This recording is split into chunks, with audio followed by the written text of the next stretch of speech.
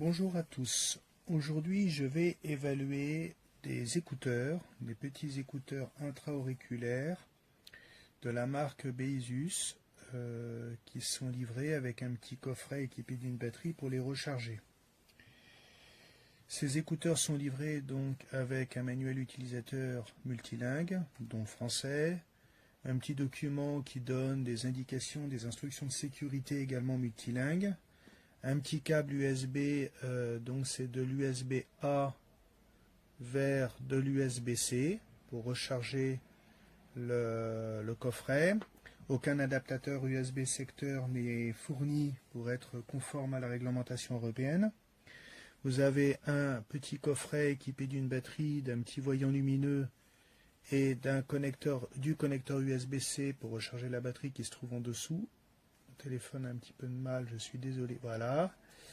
Donc, à l'intérieur de ce coffret, vous trouvez les emplacements pour mettre les écouteurs. Le voyant lumineux qui s'allume. Ensuite, vous avez les petits écouteurs. Donc, pensez à retirer l'étiquette de protection des connecteurs de façon à ce qu'en positionnant l'écouteur dans son logement, dans le petit coffret, ça vienne naturellement se recharger. Vous avez en fait dans le coffret au fond, vous avez des...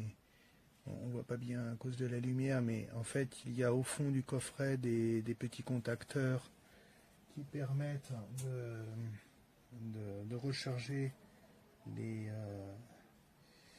écouteurs, pardon. On ne les voit pas très bien, mais il y a effectivement des petits contacteurs. Ensuite, vous mettez vos deux écouteurs dans le coffret, vous refermez le coffret, et la batterie du coffret va recharger les batteries des écouteurs.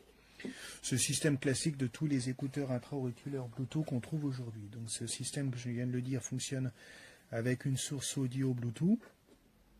L'appairage en soi est simple à faire. Ça paire comme n'importe quel casque Bluetooth. Le son est plutôt bien. Je trouve que le son est sympathique. Après, j'ai pas une oreille experte pour évaluer la qualité sonore, mais pour moi le son est tout à fait bon. J'avais remis l'étiquette exprès pour vous montrer qu'il faut bien l'enlever. Je vais l'enlever par contre, sinon je vais avoir petite surprise. Voilà. Donc le son est bon, et la particularité de ces écouteurs par rapport à d'autres écouteurs, c'est que ils sont en forme de fer à cheval, avec ici, vous avez ici l'écouteur lui-même, qui est la partie ronde, en fait l'espèce de sphère, c'est l'écouteur en lui-même. Et ici, vous avez le boîtier électronique avec, j'imagine, à l'intérieur la batterie. Et l'avantage du système, c'est que ça vient se pincer sur le pavillon de l'oreille. Vous coincez le pavillon de l'oreille entre les deux extrémités du fer à cheval, ce qui évite d'avoir les écouteurs qui tombent lorsque vous faites du sport ou que vous faites un mouvement un peu brutal, ou même dû à la transpiration quand il fait chaud. Ça évite que les écouteurs ne tombent. Vous pouvez même les sécuriser. Ça, c'est aussi un avantage par rapport aux écouteurs classiques, en utilisant une petite cordelette que vous fixez sur la partie étroite du fer à cheval et qui va d'un écouteur à l'autre, qui passe derrière le cou. Comme ça, si l'un d'entre eux tombe, il sera retenu par la cordelette. Petite astuce pas très élégante, mais sécuritaire. La mise en place de ces écouteurs, contrairement à des écouteurs intra-auriculaires classiques, est un peu plus délicate. C'est un coup de main à prendre. La seule chose peut-être un peu perturbante, c'est que sur les écouteurs intra-auriculaires classiques, la partie haut-parleur s'insère vraiment dans le creux de l'oreille et en contact avec l'entrée du conduit auditif, alors que là, il y a un petit jeu. Il y a un petit espacement entre la peau et la surface de l'écouteur, donc de cette petite sphère. Il y a un jeu de quelques millimètres, ce qui fait que l'isolation phonique dans un environnement bruyant est moins bon qu'avec un écouteur classique. En tout cas, avec mes oreilles, parce qu'après, ça dépend aussi peut-être de la morphologie de l'oreille de chacun. L'isolation phonique est un petit peu moins bonne du fait de ce jeu. Après, je les ai testés, mais je n'ai pas approfondi le sujet. Donc, mais il y a incontestablement un petit jeu entre l'écouteur et le pavillon de l'oreille en lui-même, qui fait que ça diminue l'isolation acoustique. Donc dans un environnement calme, c'est pas gênant. Dans un environnement bruyant comme les transports en commun, ça peut l'être davantage. Il aurait peut-être fallu, je sais pas, modifier la forme de cette partie-là, ou faire quelque chose qui va peut-être un petit peu plus loin avec une petite excroissance pour venir en contact avec la peau. Ça aurait été peut-être au détriment du confort d'utilisation. Donc ça, c'est un système qui, je pense, peut être amélioré, mais qui reste un peu perfectible à cause de ça, de ce problème d'isolement acoustique. Voilà, donc sinon c'est un produit qui fonctionne bien, simple à appairer avec un téléphone ou un ordinateur ou tout ce que vous voulez, qui fonctionne, dont le son est vraiment sympathique. Après, comme je vous le dis, je ne suis pas un spécialiste en acoustique, donc il y a des gens qui vont peut-être trouver des petits défauts dans le son, des gens qui vont trouver le son génial. Je pense que c'est très personnel. En plus, pour ma part, j'écoute la musique dans des environnements plutôt bruyants, comme les transports en commun, comme je le disais il y a quelques minutes. Et dans ces conditions d'écoute, on ne peut pas espérer avoir un son extraordinaire du fait qu'on est dans un environnement bruyant et qui plus est avec ces écouteurs qui ont un isolement acoustique moins bon que les écouteurs intra-auriculaires ou les gros écouteurs traditionnels. N'empêche que ça reste un produit sympathique, par exemple, à utiliser dans un environnement calme, quand on veut faire du sport, ou tout simplement chez soi, ou sur son lieu de travail, pouvoir écouter de la musique sans déranger les voisins. Voilà. Écoutez, je vous remercie de m'avoir regardé et écouté, et je vous dis à une prochaine fois. Die gehen auch nur in die eine Richtung rein, das heißt, der eine ist für die rechte Seite, der andere für die linke Seite. Steht auch ein kleines R und ein kleines L dran, sehr klein geschrieben, also das muss man dann auch mal erstmal erkennen. Das ist dann hier. Scharf stellen, los, Handy stellt scharf. Wenn man mit einer Hand filmt. So, L auf der Seite, R auf der Seite, ja. Hier oben stehen noch die üblichen Symbole von CE-Kennzeichen und sonst was, aber ist ja ein Markenprodukt. Gerade bei Ohrhörern würde ich jetzt nicht hier No-Name-Dinger nehmen, sondern es gibt ja auch bewährte China-Marken wie Baseus, die gibt es ja auch bestimmt schon 10 Jahre oder so auf jeden Fall. Kenne ich die schon sehr lange, sowas wie Anker und wie die alle heißen, ja. Auch die Verpackung, das ist eine hochwertige Markenverpackung und nicht irgendwie, ja, das, was man sonst so je nachdem schon mal bekommt. Eine kleine Bedienungsanleitung ist dabei, ein Quick Guide in sämtlichen Sprachen. Leider ist das ein bisschen blöd gemacht, dass hier jede Sprache auf jeder Seite dann abgebildet ist. Ich hätte das lieber gehabt, wie üblich, und dann alles in der eigenen Sprache. Hier muss man mal DE quasi suchen, beziehungsweise beim Durchblättern ist dann für jede Seite immer in allen Sprachen dabei, was denn das gerade für ein Mode ist. Oder.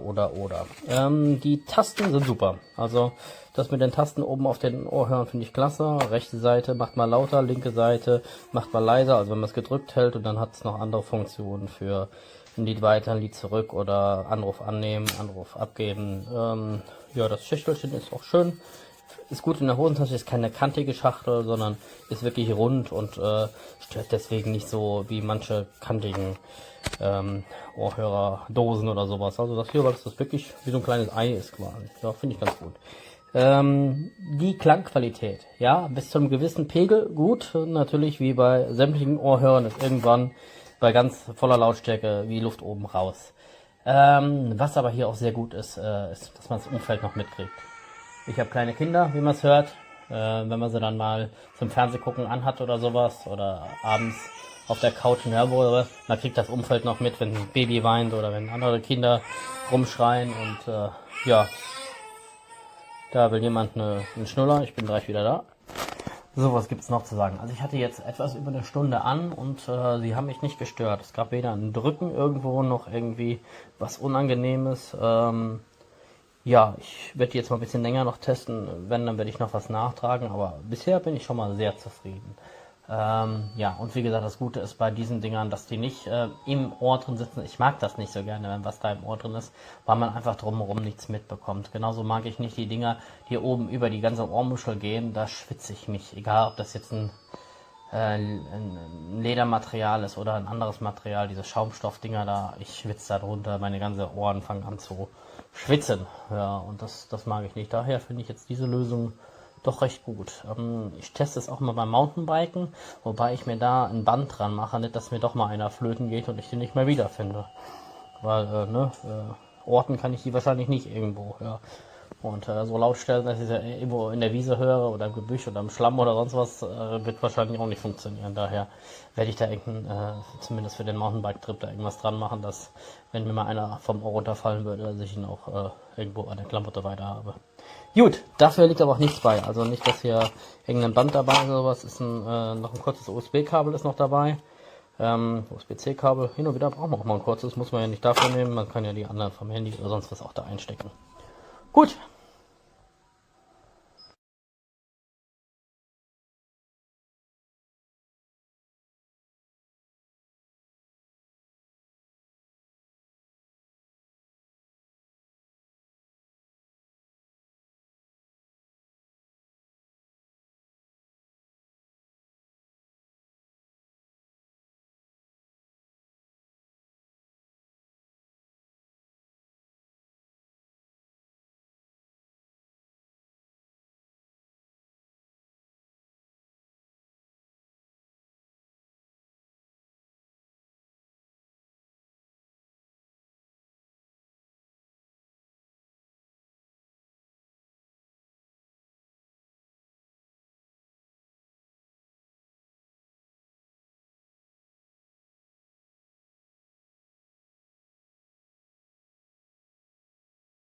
Dans cette vidéo, je vais faire le commentaire de ce casque de la marque Baseus, le modèle MC1 Open Ear TWS Earbuds.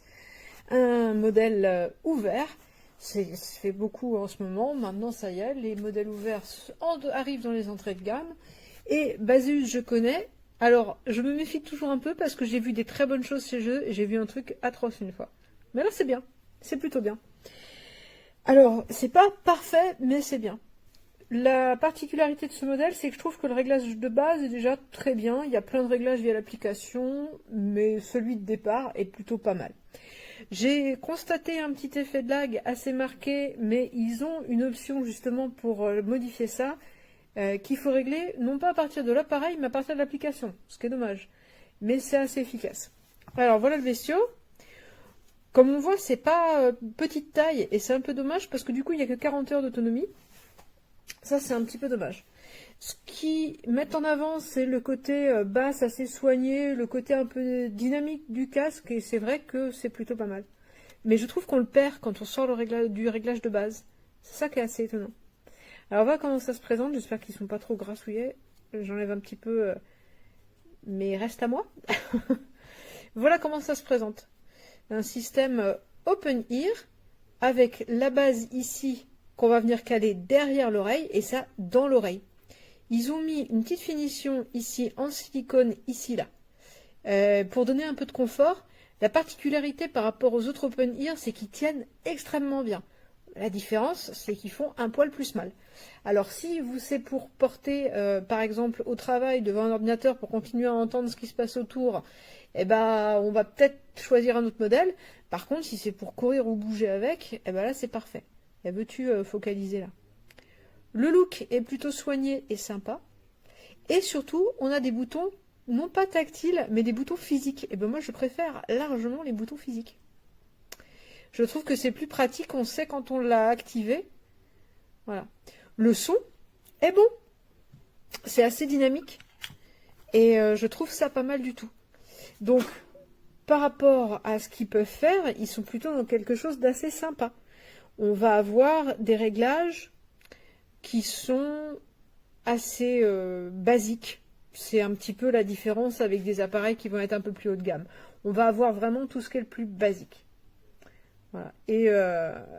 Mais ce que je trouve très agréable avec ces formats-là, c'est qu'on continue à entendre son environnement, mais on entend bien le son, on entend bien la musique. J'ai écouté plein de choses que j'ai l'habitude d'écouter, j'ai pas trouvé que c'était altéré.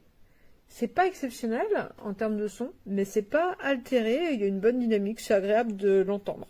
Le son est assez fort, donc j'ai jamais utilisé au-delà de plus de la moitié du son. Et du coup, ça me permet d'avoir une bonne autonomie avec. Voilà. Et c'est soigné, hein. Au niveau des matériaux, tout ça, c'est plutôt sympa. C'est pas le meilleur son que j'ai entendu sur des open-ear, mais pour le prix auquel il est, la gamme de prix dans laquelle il se positionne, ça reste très correct. Moi, je pense qu'on choisira celui-ci pour le fait qu'il tienne vraiment très bien. Ouais, il est agréable à porter, mais un peu plus douloureux que la moyenne. Au bout de quelques heures, j'entends.